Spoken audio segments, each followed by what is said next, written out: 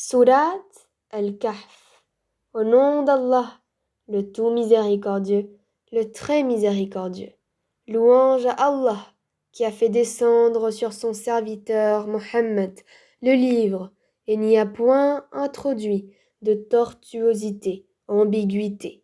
Un livre d'une parfaite droiture pour avertir d'une sévère punition venant de sa part et pour annoncer aux croyants qui font de bonnes œuvres qu'il y aura pour eux une bonne récompense, où ils demeureront éternellement, et pour avertir ceux qui disent Allah s'est attribué un enfant. Ni eux, ni leurs ancêtres n'en savent rien. Quelle monstrueuse parole que celle qui sort de leur bouche. Ce qu'ils disent n'est que mensonge. Tu vas peut-être te consumer de chagrin parce qu'ils se détournent de toi et ne croient pas en ce discours. Nous avons placé ce qu'il y a sur la terre pour l'embellir, afin d'éprouver les hommes et afin de savoir qui d'entre eux sont les meilleurs dans leurs actions. Puis nous allons sûrement transformer sa surface en un sol aride. Penses-tu que les gens de la caverne et d'Ar Rakim ont constitué une chose extraordinaire d'entre nos prodiges? Quand les jeunes gens se furent réfugiés dans la caverne, ils dirent « Ô notre Seigneur, donne-nous de ta part une miséricorde et assure-nous la droiture dans tout ce qui nous concerne. » Alors nous avons assordi leurs oreilles dans la caverne pendant de nombreuses années. Ensuite, nous les avons ressuscités afin de savoir lequel des deux groupes saurait le mieux calculer la durée exacte de leur séjour. Nous allons te raconter leur récit en toute vérité. Ce sont des jeunes gens qui croyaient en leur Seigneur, et nous leur avons accordé le plus grand moyen de se diriger dans la bonne voie. Nous avons fortifié leur cœur lorsqu'ils s'étaient levés pour dire « Notre Seigneur est le Seigneur des cieux et de la terre. Jamais nous n'invoquerons de divinité en dehors de lui, sans quoi nous transgresserions dans nos paroles. Voilà que nos concitoyens ont adopté, en dehors de lui, des divinités. Que n'apporte-t-il sur elles une preuve évidente? Quel pire injuste, donc, que celui qui invente un mensonge contre Allah.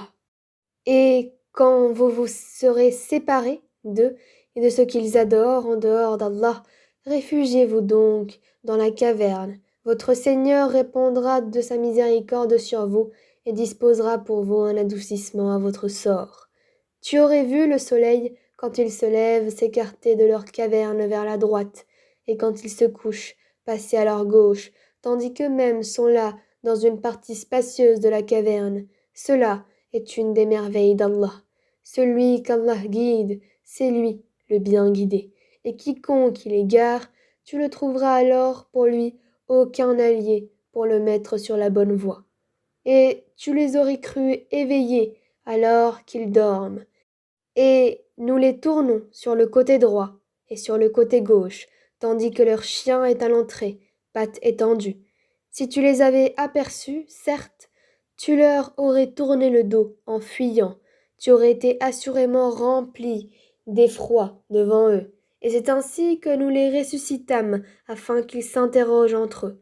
L'un parmi eux dit « Combien de temps avez-vous demeuré là ?» Ils dirent « Nous avons demeuré un jour ou une partie d'un jour. » D'autres dirent « Votre Seigneur sait mieux combien de temps vous y avez demeuré. Envoyez donc l'un de vous à la ville avec votre argent que voici, pour qu'il voie quel aliment est le plus pur et qu'il vous en apporte de quoi vous nourrir, qu'il agisse avec tact et qu'il ne donne l'éveil à personne sur vous. Si jamais ils vous attrapent, ils vous lapideront, vous feront retourner à leur religion, et vous ne réussirez alors plus jamais. Et c'est ainsi que nous fîmes qu'ils furent découverts, afin qu'ils, les gens de la cité, sachent que la promesse d'Allah est vérité, et qu'il n'y ait point de doute au sujet de leur.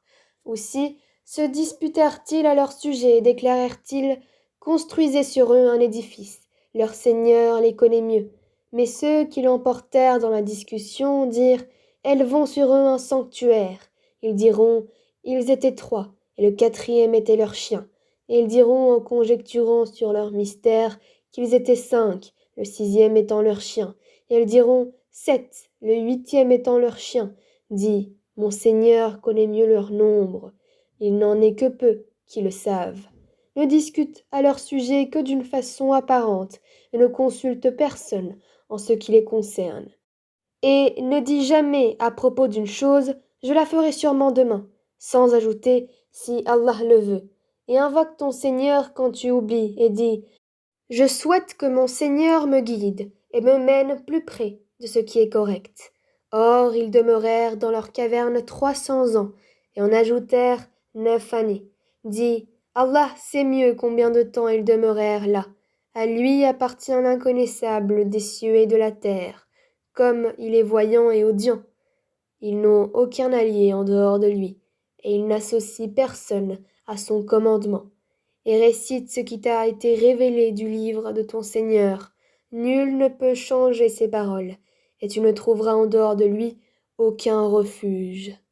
Fais preuve de patience en restant avec ceux qui invoquent leur Seigneur matin et soir, désirant sa face, et que tes yeux ne se détachent point d'eux en cherchant le faux brillant de la vie sur terre, et n'obéis pas à celui dont nous avons rendu le cœur inattentif à notre rappel, qui poursuit sa passion et dont le comportement est outrancier, et dis, la vérité émane de votre Seigneur.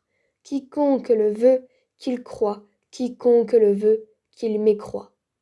Nous avons préparé pour les injustes un feu dont les flammes les cernent, et s'ils implorent à boire, on les abreuvera d'une eau comme du métal fondu brûlant les visages.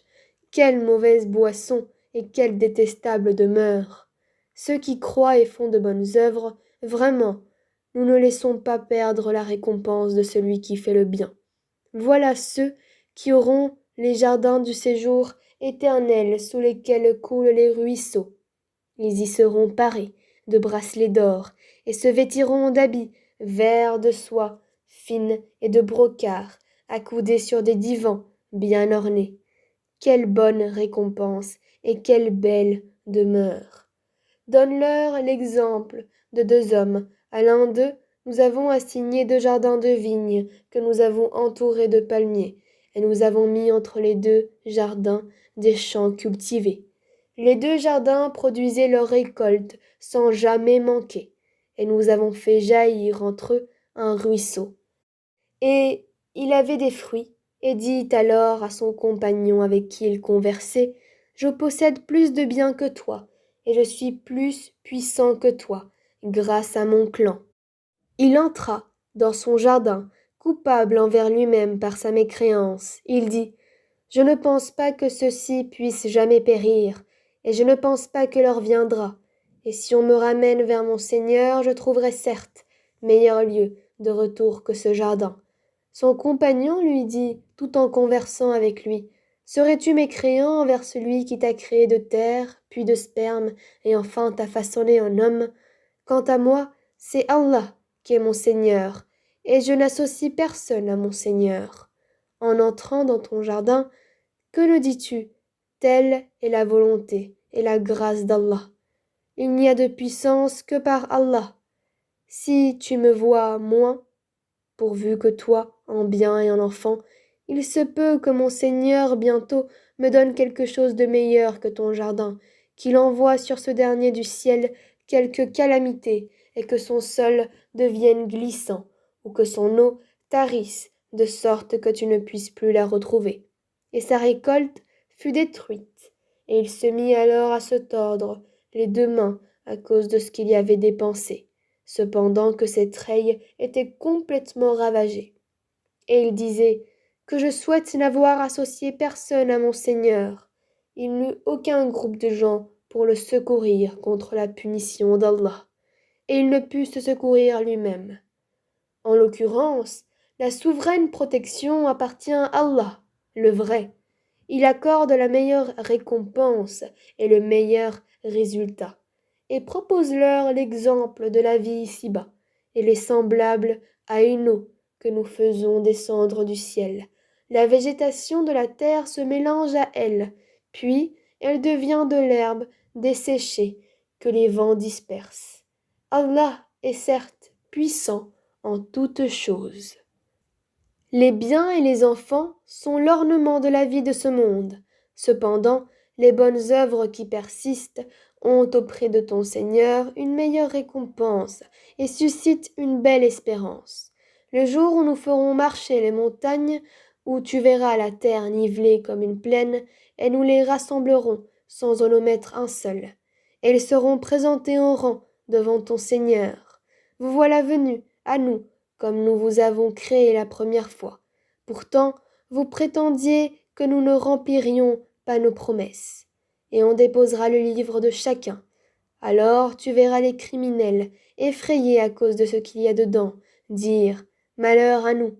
Qu'a donc ce livre à nos maîtres de mentionner ni péché véniel, ni péché capital ?»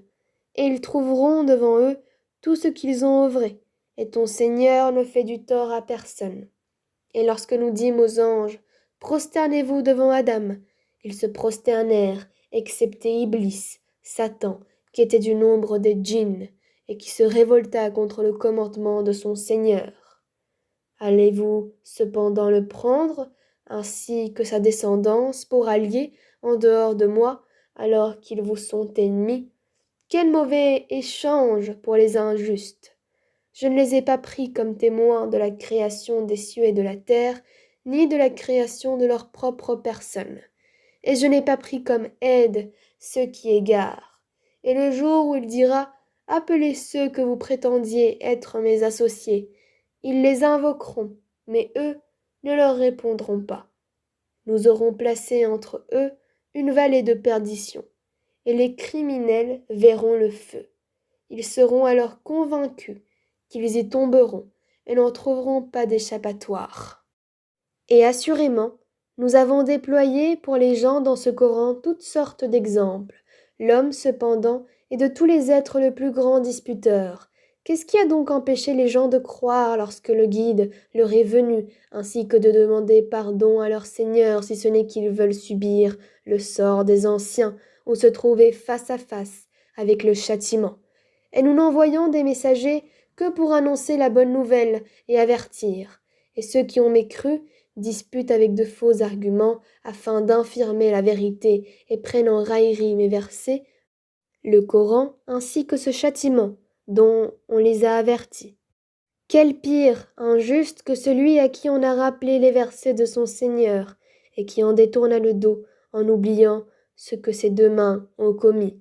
Nous avons placé des voiles sur leurs cœurs de sorte qu'ils ne comprennent pas le Coran et mis une lourdeur dans leurs oreilles, même si tu les appelles vers la bonne voie, jamais ils ne pourront donc se guider. Et ton Seigneur est le pardonneur, le détenteur de la miséricorde. S'ils s'en prenaient à eux, pour ce qu'ils ont acquis, il leur hâterait, certes, le châtiment, mais il y a pour eux un terme fixé, pour l'accomplissement des menaces contre lesquelles ils ne trouveront aucun refuge. Et voilà les villes que nous avons fait périr, quand leurs peuples commirent des injustices, et nous avons fixé un rendez-vous pour leur destruction. Rappelle-toi quand Moïse dit à son valet « Je n'arrêterai pas avant d'avoir atteint le confluent des deux mers, dussé-je marcher de longues années. » Puis, lorsque tous deux eurent atteint le confluent, ils oublièrent leur poisson, qui prit alors librement son chemin dans la mer. Puis, lorsque tous deux eurent dépassé cet endroit, il dit à son valet « Apporte-nous notre déjeuner, nous avons rencontré de la fatigue dans notre présent voyage. » Le valet lui dit « Quand nous avons pris refuge près du rocher, vois-tu, j'ai oublié le poisson. Le diable seul m'a fait oublier de te le rappeler, et il a curieusement pris son chemin dans la mer. » Moïse dit « Voilà ce que nous cherchions. » Puis ils retournèrent sur leurs pas, suivant leurs traces. Ils trouvèrent l'un de nos serviteurs à qui nous avions donné une grâce de notre part et à qui nous avions enseigné une science émanant de nous. Moïse lui dit « Puis-je te suivre à la condition que tu m'apprennes de ce qu'on t'a appris concernant une bonne direction ?» L'autre dit « Vraiment, tu ne pourras jamais être patient avec moi. Comment endurerais-tu sur des choses que tu n'embrasses pas par ta connaissance ?» Moïse lui dit « Si Allah veut, tu me trouveras patient, et je ne désobéirai à aucun de tes ordres. Si tu me suis, dit l'autre, ne m'interroge sur rien, tant que je ne t'aurai pas fait mention. Alors les deux partirent, et après qu'ils furent montés sur un bateau, l'homme y fit une brèche. Moïse lui dit, est-ce pour noyer ces occupants que tu l'as ébréché? Tu as commis certes une chose monstrueuse. L'autre répondit, n'ai-je pas dit que tu ne pourrais pas garder patience en ma compagnie? Ne t'en prends pas à moi, dit Moïse, pour un oubli de ma part, et ne m'impose pas de grandes difficultés dans mon affaire.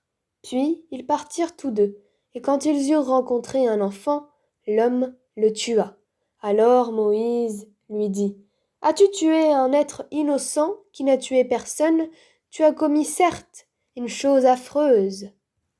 L'autre lui dit, ne t'ai-je pas dit que tu ne pourrais pas garder patience en ma compagnie?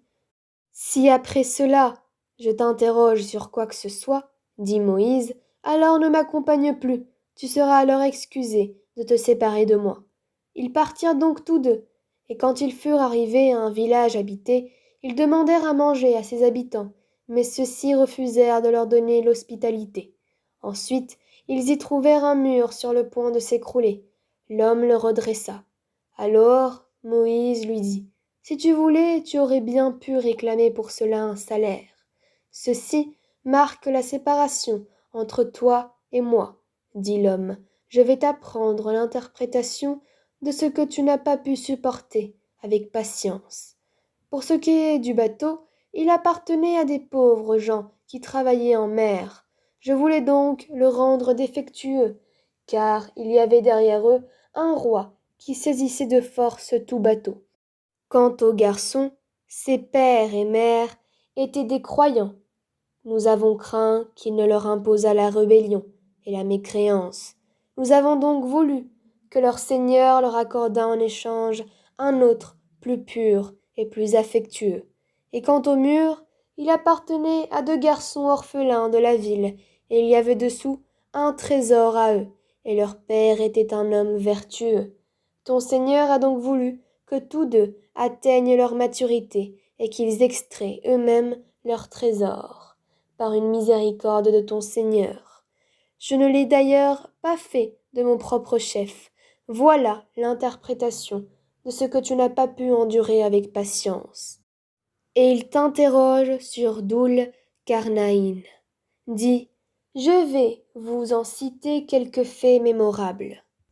Vraiment, nous avons affermi sa puissance sur terre, et nous lui avons donné libre voie à toute chose. Il suivit donc une voie, et quand il eut atteint le couchant, il trouva que le soleil se couchait dans une source boueuse, et auprès d'elle il trouva une peuplade impie. Nous dîmes, ô Doul Karnaïn, ou tu les châties, ou tu uses de bienveillance à leur égard. Il dit, quant à celui qui est injuste, nous le châtierons ensuite, il sera ramené vers son Seigneur qui le punira d'un châtiment terrible. Et quant à celui qui croit et fait bonne œuvre, il aura en retour la plus belle récompense, et nous lui donnerons des ordres faciles à exécuter.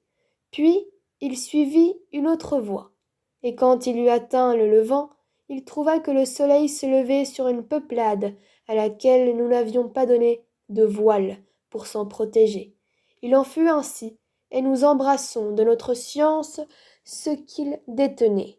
Puis il suivit une autre voie, et quand il eut atteint un endroit situé entre les deux barrières, montagnes, il trouva derrière elles une peuplade qui ne comprenait presque aucun langage. Ils dirent, ô Doul Karnaïn, les Yajouj et les Méjouj commettent du désordre sur terre. Est-ce que nous pourrons t'accorder un tribut pour construire une barrière entre eux et nous? Il dit, ce que mon Seigneur m'a conféré vaut mieux que vos dons.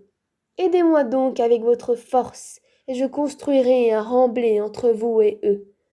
Apportez-moi des blocs de fer. Puis, lorsqu'il en eut comblé l'espace entre les deux montagnes, il dit, soufflez. Puis, lorsqu'il l'eut rendu une fournaise, il dit, apportez-moi du cuivre fondu, que je le déverse dessus. Ainsi, ils ne purent guère l'escalader, ni l'ébrécher non plus. Il dit, c'est une miséricorde de la part de mon Seigneur, mais lorsque la promesse de mon Seigneur viendra, il le nivellera, et la promesse de mon Seigneur est vérité. Nous les laisserons, ce jour-là, déferler comme les flots, les uns sur les autres, et on soufflera dans la trompe, et nous les rassemblerons tous. Et ce jour-là, nous présenterons de près l'enfer aux mécréants, dont les yeux étaient couverts d'un voile qui les empêchait de penser à moi, et ils ne pouvaient rien entendre non plus. Ceux qui ont mécru qu'ont-ils donc pouvoir prendre pour alliés mes serviteurs en dehors de moi? Nous avons préparé l'enfer comme résidence pour les mécréants.